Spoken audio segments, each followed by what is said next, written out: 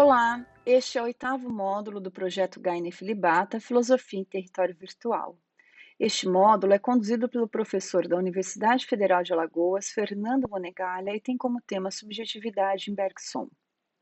Neste terceiro vídeo do oitavo módulo, o professor Fernando explora a concepção bergsoniana da extensão, mostrando como Bergson concebe o universo material como um grande sistema de imagens, em íntima relação com a nossa percepção consciente. Além disso, o professor Fernando buscará mostrar que há uma relação inversa entre os graus de duração propostos por Bergson e os graus de extensão da nossa consciência, o que será uma chave para se pensar a ideia de gênese, que será desenvolvida no quarto e último vídeo deste módulo, conduzido pelo professor Fernando.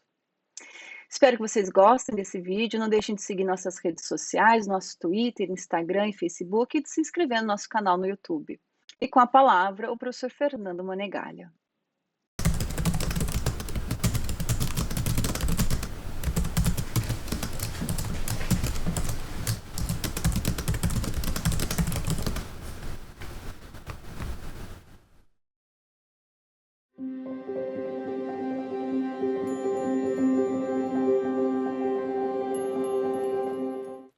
Olá a todos e a todas! Vimos no último vídeo que Bergson buscava pensar, em matéria e memória, a consciência, o corpo e o universo material como diferentes graus de duração, como diferentes ritmos temporais de nosso ser interior. Bergson propõe assim uma metafísica bastante econômica, em que tudo é pensado como duração e como variações intensivas de duração. O que buscaremos a partir de agora, contudo, será pensar a relação interna entre a duração e a extensão da própria materialidade.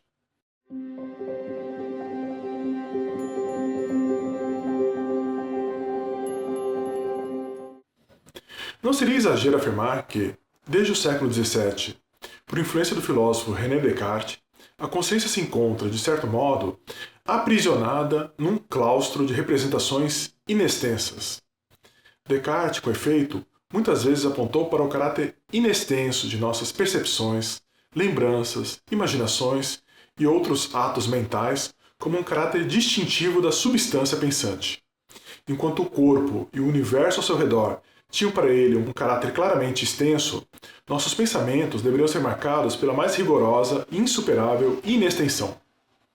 Cito a esse respeito uma passagem das Meditações Metafísicas, obra-prima de Descartes, em que ele claramente afirma o caráter inextenso de nossa consciência, de nosso espírito. E, por certo, a ideia que tem do espírito humano, na medida em que é uma coisa que pensa e não extensa em comprimento, largura e profundidade, e que em nada participa daquilo que pertence ao corpo, é incomparavelmente mais distinta do que a ideia de alguma coisa corporal. O espírito, portanto, é necessariamente inextenso, enquanto o corpo e o universo material ao seu redor ocupam sempre uma determinada extensão. É bastante claro o dualismo cartesiano. O espírito é uma coisa inextensa e pensante, e o corpo algo extenso e que não pensa. E tudo o que faz parte desse espírito, toda a esfera de nossos atos mentais, deve ser rigorosamente inextenso. Descartes deriva disso, inclusive, a independência do espírito em relação ao corpo, como podemos ler na famosa passagem a seguir. E embora talvez eu tenha um corpo ao qual sou muito estreitamente conjunto, não obstante, porque de um lado tenho uma ideia clara e distinta de mim mesmo, na medida em que sou apenas uma coisa que pensa e não extensa, e que do outro tenha uma ideia distinta do corpo, na medida em que ele é apenas uma coisa extensa e que não pensa, é certo que esse eu, ou seja, minha alma, pela qual sou o que sou, é inteira e verdadeiramente distinta de meu corpo, e pode ser ou existir sem ele. Contra essa redução de nossos estados mentais a representações inextensas, a filosofia bergsoniana se insurgiu, declarando o caráter necessariamente extenso de nossas percepções e afecções corporais. Para Bergson, a nossa percepção tem início nas próprias coisas fora de nós.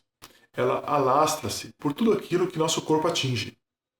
E, como o filósofo francês declara no seu último grande livro, As Duas Fontes da Moral e da Religião, o nosso próprio corpo não se restringe à fronteira de nossa pele, mas estende-se até as estrelas. Cito Bergson. Porque se nosso corpo é a matéria a qual nossa consciência se aplica, é coextensiva à nossa consciência, compreende tudo o que percebemos, estende-se até as estrelas. Mas este corpo imenso muda a cada instante, e por vezes radicalmente, através do mais leve deslocar-se de uma parte de si mesmo que ocupa o seu centro e que cabe num espaço mínimo. Este corpo interior e central, relativamente invariável, está sempre presente. Não só está presente, mas é também atuante. É através dele e só dele que podemos mover outras partes do grande corpo. Vemos nessa passagem que, para Bergson, o nosso próprio corpo é apenas um pequeno corpo, uma zona mínima deste corpo imenso que é o universo material, ao qual, de algum modo, a nossa consciência se estende. Em tudo isso reside uma afirmação de peso de Bergson, a saber que a nossa consciência, ao menos em seus graus de duração mais baixos, é extensa. Neste vídeo procuraremos explorar um pouco o que seria esse caráter extenso da consciência. Como veremos para Bergson, nossa consciência, através de nosso corpo, está sempre numa relação indissociável com o fora, com a vastidão do cosmos no qual estamos situados, que extrapola em muito a interioridade de nossa pequena subjetividade.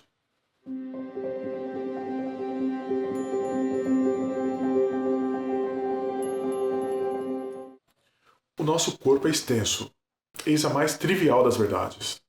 Mas se nosso corpo é extenso, por que temos uma tendência a achar que nossas representações corporais são inextensas? Por que a perspectiva cartesiana continua vigente, mesmo em relatos mais contemporâneos do funcionamento da percepção? Seja o caso da visão. Numa representação esquemática extremamente simples, podemos dizer que a visão é pensada atualmente como um processo que se inicia com a emissão de fótons por um ponto luminoso exterior ao nosso corpo. Fótons esses que atingem nosso olho, em especial a retina, que fica no fundo do olho humano. Nesse caso, as células no interior da retina convertem os sinais luminosos em impulsos elétricos, que são transmitidos pelo nervo óptico até o nosso lóbulo occipital. Nessa parte do cérebro, localizada na parte de trás de nossa cabeça, ocorreria o processamento da informação visual, ou seja, haveria a formação da representação visual do objeto exterior a nós. Representação visual essa que seria, curiosamente, inextensa. Essas representações inextensas, por sua vez, seriam projetadas no espaço exterior a nós, tal como ele é reconstruído por nosso cérebro.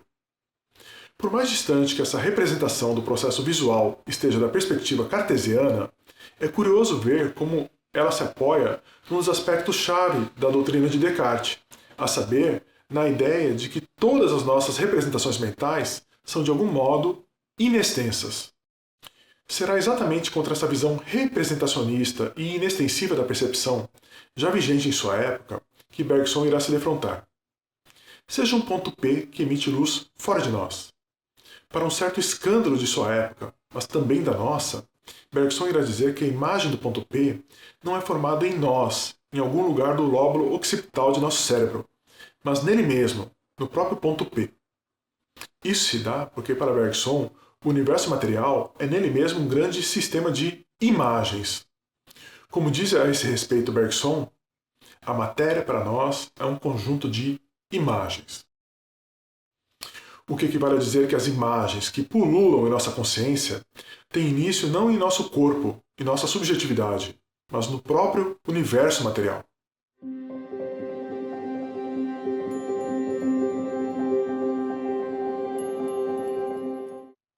A matéria para nós é um conjunto de imagens.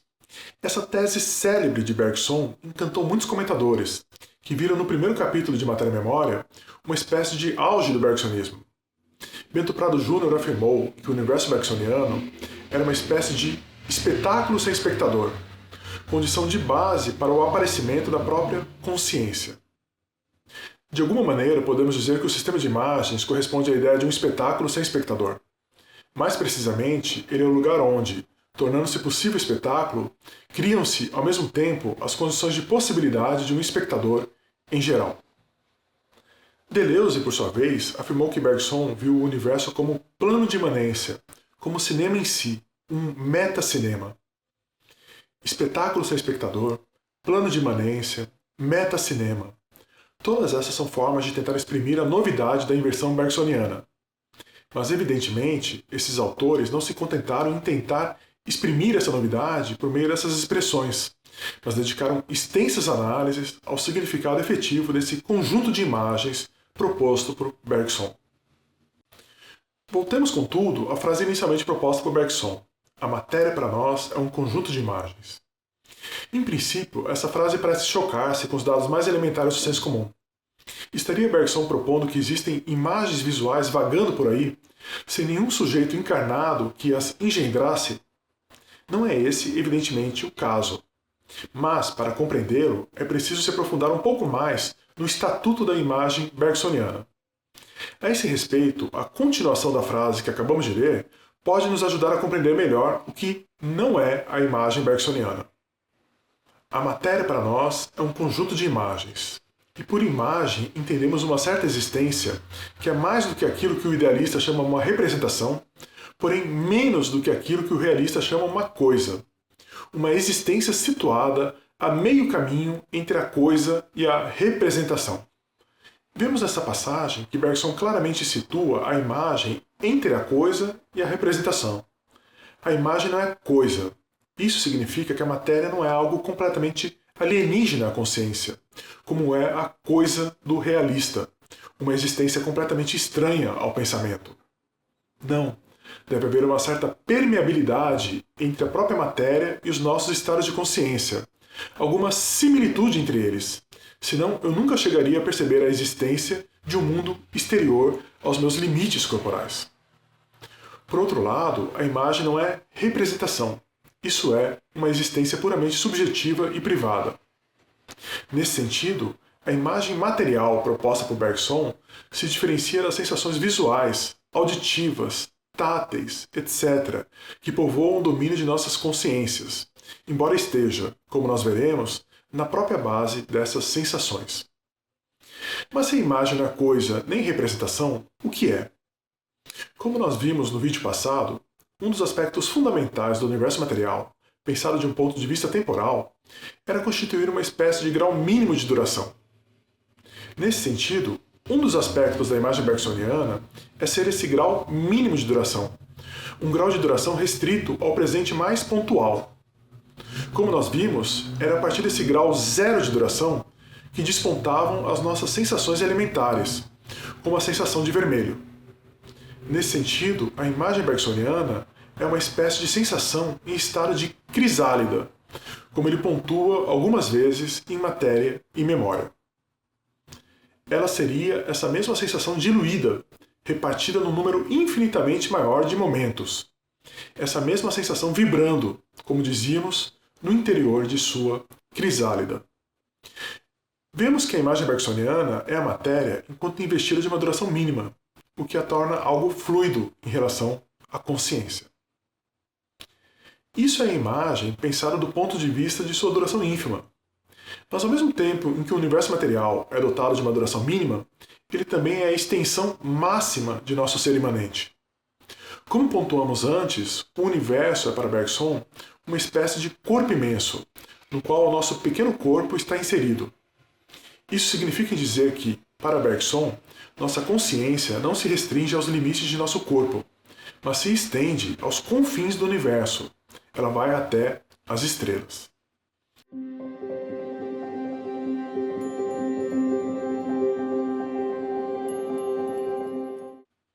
A consciência, ao menos em seus graus de duração inferiores, é extensa para Bergson. Isso significa dizer que a consciência, para Bergson, se estende na extensão material, e o universo é seu limite extensivo. Bergson chega a comparar o universo material a uma espécie de grande consciência impessoal em duração e simultaneidade, um escrito polêmico. Cito o filósofo francês. Nasce desse modo a ideia de uma duração do universo, isto é, de uma consciência impessoal, que seria o traço de união entre todas as consciências individuais, assim como entre essas consciências e o resto da natureza. Tal consciência captaria, numa única percepção instantânea, acontecimentos múltiplos situados em diversos pontos do espaço. Sem entrar em detalhes, a ideia de Bergson é bastante especulativa.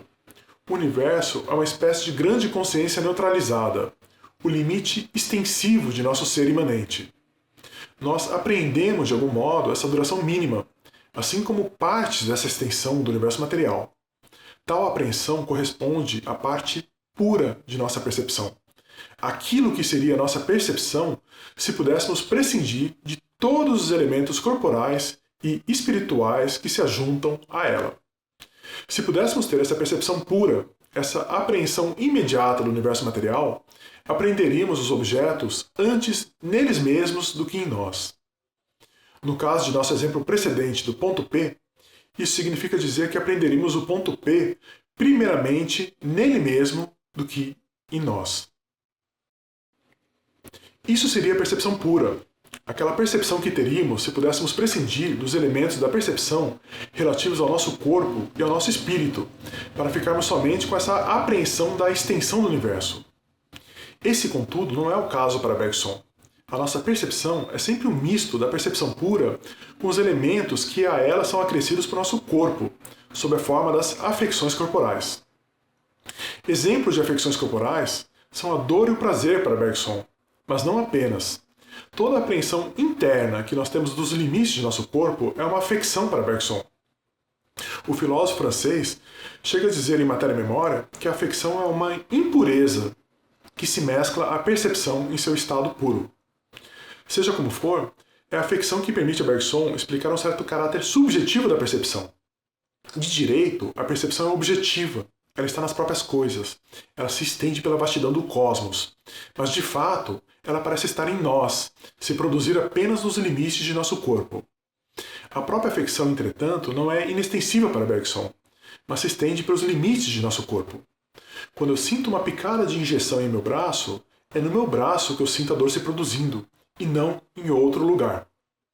Como afirma esse respeito Bergson, a dor, portanto, está no local onde se produz, como o objeto está no lugar onde é percebido. Tudo isso gera, de certo, uma certa dificuldade no contexto da produção científica contemporânea, habituada a pensar a percepção e a afecção como produções de nosso cérebro. Bergson, de certo, não desvaloriza o papel do cérebro. Ele está no entrecruzamento do mundo espiritual e do material. Ele é um órgão de ação que possibilita a ação da consciência no mundo. Mas Bergson também é taxativo sobre a impossibilidade do cérebro produzir representações ou armazenar lembranças.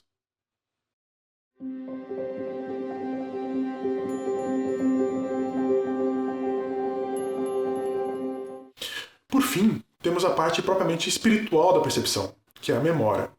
Para Bergson, a memória reconstitui constantemente o objeto percebido por nós. Todo reconhecimento atento envolve um processo de projeção do passado no presente. Não temos como entrar em detalhes desse processo aqui. Tudo o que queremos salientar é que a percepção concreta para Bergson envolve essa integração de diversos planos de consciência, de diversos ritmos temporais. A duração ínfima do universo, a temporalidade mínima de nosso corpo e os diversos graus de duração relativos à nossa memória. Se olharmos bem, veremos por seu lado que esses diversos graus de duração propostos por Bergson estão claramente numa relação inversa com os graus de extensão que delineamos até aqui. Quanto mais inextensa a consciência, mais tensa a sua duração. Quanto mais extensa a consciência, menos tensa a sua duração interior. Universo, corpo e espírito constituem assim uma estrutura única, seja do ponto de vista da duração, seja do ponto de vista da extensão. Existem diferentes graus de duração e diferentes graus de extensão da consciência, e eles estão numa relação inversa uns em relação aos outros. Essa será a chave para se pensar toda a ideia de gênese no interior do bergsonismo, como veremos em nosso próximo e último vídeo, intitulado Inversão. Espero que vocês tenham gostado.